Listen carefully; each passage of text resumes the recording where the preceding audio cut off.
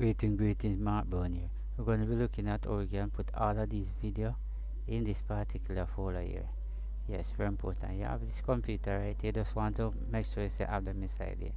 Alright, first thing you want it to do is to put the cursor right here on the video, hold on left side of the mouse and just drag it and put it right on the folder like this, and it just release it.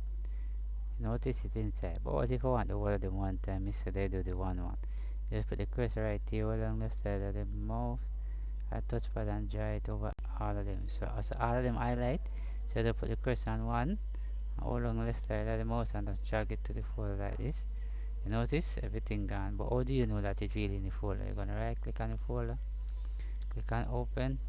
You notice all of them right here.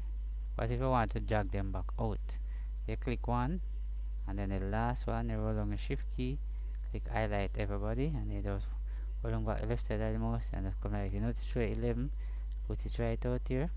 Notice everything back is out, it shows it's empty. Alright, you notice everything right here. You want to put them back again, just put the cursor on one, just drag them back like that. Notice everything actually gone back in. So this is how you actually drag and drop right a video file into folder. So remember, like, share and subscribe.